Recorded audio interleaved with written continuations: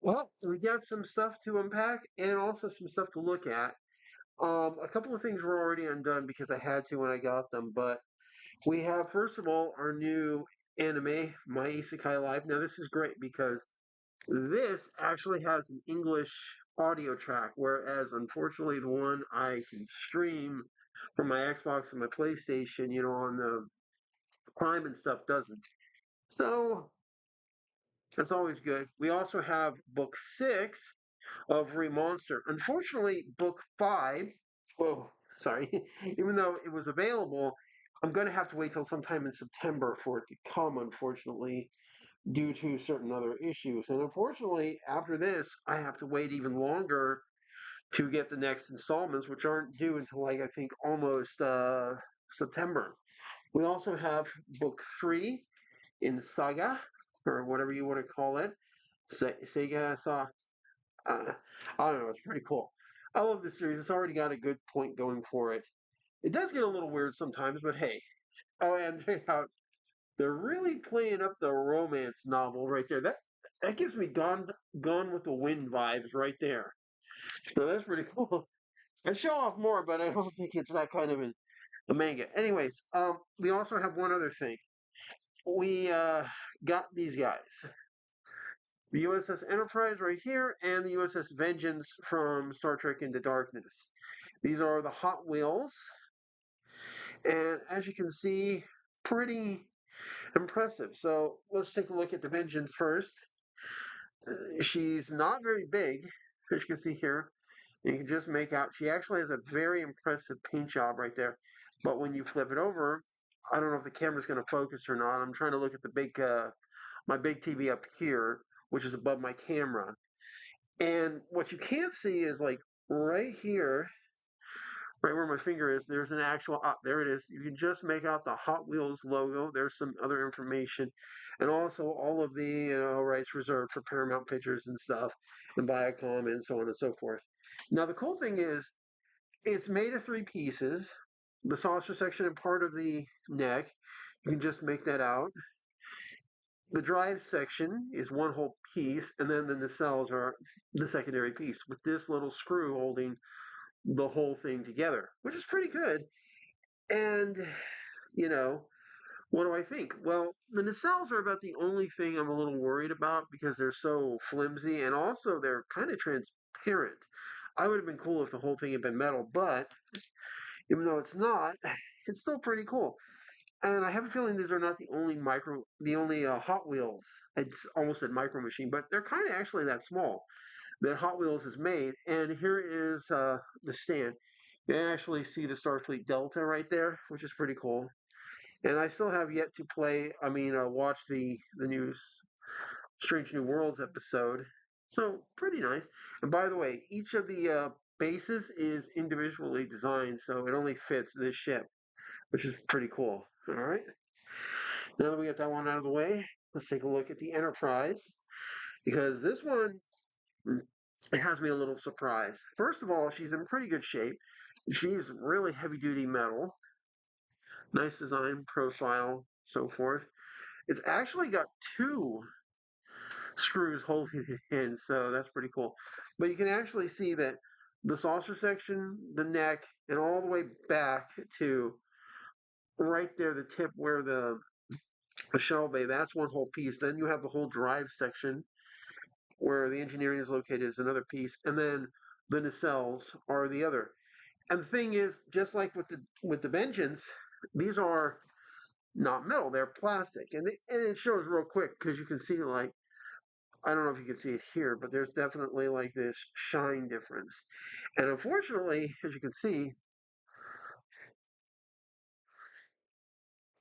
they bend pretty easily. One picture I saw of somebody doing a review on Amazon actually showed that they looked like this. It's, it's not what you want to see. So the nacelles on these ships are obviously the biggest issue. And again, its own unique stand. Just plop it in. At least they have their own stand, so that's cool. And just in case you're wondering if I'm kidding about them being the size of a micro machine, Here is the USS Enterprise D micro machine. It's all plastics. Unfortunately, that's one little catch, but pretty nice. And here's the Vengeance. Except for the nacelles, they're virtually the same size. I mean, literally.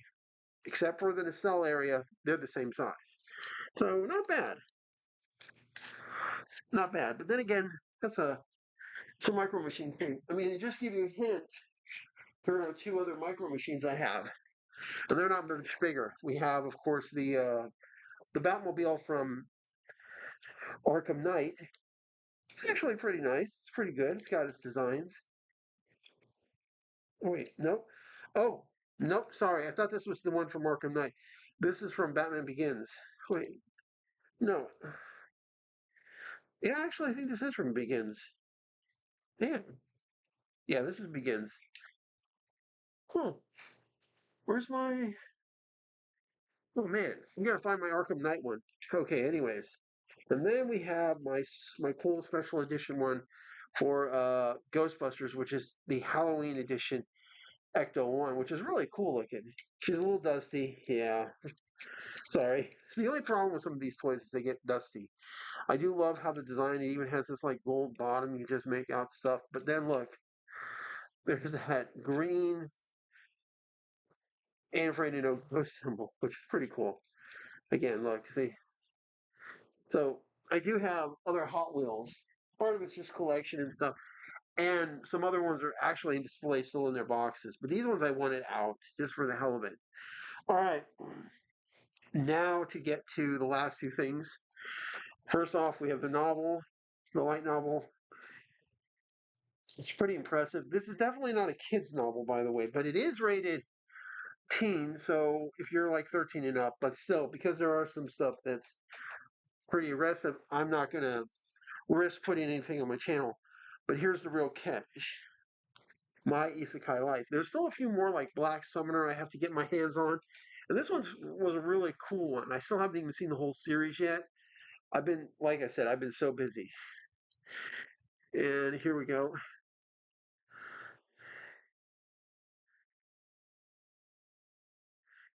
He's got all these friends and stuff. Like right there, the wolf is called Proud Wolf. There's all these slimes with their individual kind of design. And it's really good. And I love the fact that it is a complete collection.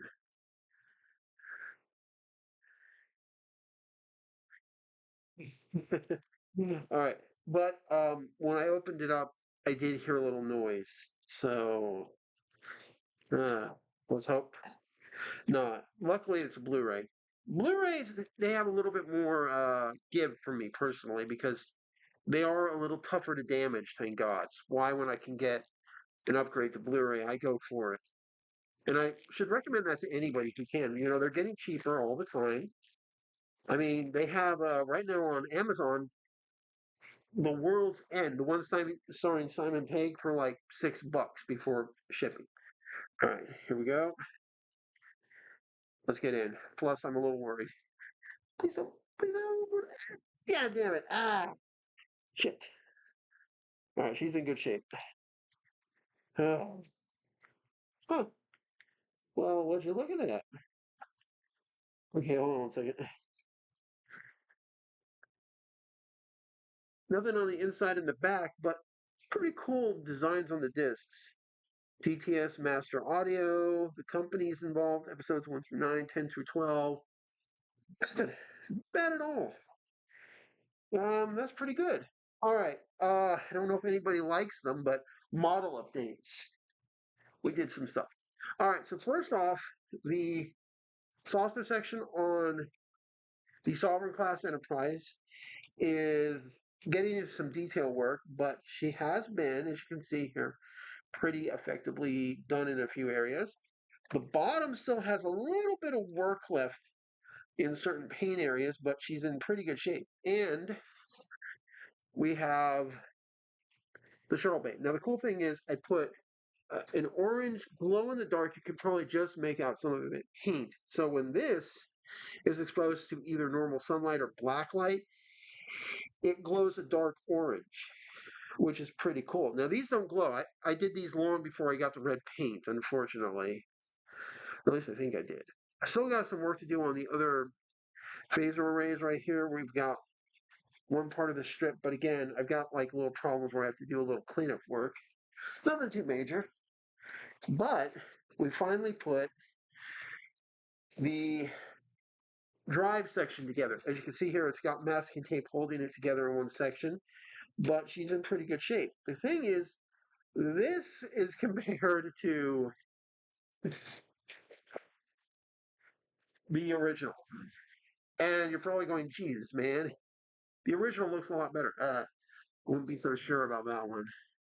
I don't know if you can make it out on camera, but there's a lot of, there's some of it. See that, all that extra paint that went everywhere? Yeah. We don't have the same problem here. Plus, as you can also make out, there's a piece that's not there on this one, but is there on this one. So we actually have more detail and more work. And the cool thing is, she's going to stay like this for a while because of the fact, as you can see here, it's pretty tough, but there's a lot of detail work I have to do now in this whole section. This one's going to stay, by the way. I'm keeping this one, but she's going to be made to look like, she's been in battle. And with the damage here, I can just make it look like, like she got all burned up and stuff. And maybe give her a little different paint job. Wow. This one will become my Hero Enterprise coming in. And also, you'll notice that the last piece for the shuttle bay is not in yet, but we do have one interesting thing right there. The deflector dish, as you can see, is this bright orange. It's like a sort of orange yellow in the movies. But the cool thing is, I put both just very tipped on the tip of the saucer set, on the tip of the deflector dish, using like really precise paint brushes that I have, and then a whole glob on the back to make it glow in the dark. That's orange paint as well. But the cool thing is that paint that you see on the inside and see how really orange it is, that's actually glow in the dark neon paint. It's it only glows when it's to a black light, but it's really a cool effect. And that's the thing. I've also been playing around with other paints, trying to get them in and to do stuff. And as you can see, we still have quite a bit of work to do. She's still got to get in, but I want to finish a lot of the pre-work. It's already fitting in nicely. And as you can see here, there's still some pieces that have to go in for other stuff. We aren't even touching the nacelles yet. In fact, just to give you an idea, where are they? Here we go. How serious this is, we're still doing the fine tooth work right here for the nacelles as well. And as you can see here, I have to do a little white paint cleanup. And this is as best as I've been able to get it. So it's going to be rough. And there's four of them to create the two pylons connecting the nacelles. So, yeah, there's that. Otherwise, that's my update. That's also my unboxing for today. Now, hopefully tomorrow I will have, what is it? If everything works out, we will have the Blu-ray edition of this to unbox, which I'm really hopeful for. Finally, crossing fingers. And also, Tuesday we'll have 4K copy of the uh, War of the Worlds. I'm trying to figure out who to say because there's two wells connected to the story for the film and the original book. But while I do have the Criterion collection of War of the Worlds, this is an actual 4K copy. And they worked with Paramount when they did the restoring job. And I mean, a really impressive restoring job, including audio wise, because that film was so old, it was a mono track. So not only am I going to enjoy getting it and unboxing it this Tuesday, but just being able to play it and see how it's going to hold up.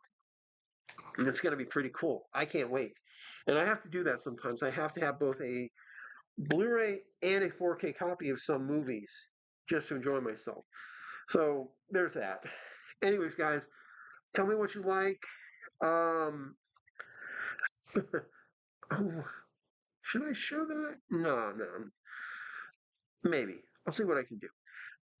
You might find out. But anyways, like, subscribe, hit the bell for notification, and I'll see you guys later.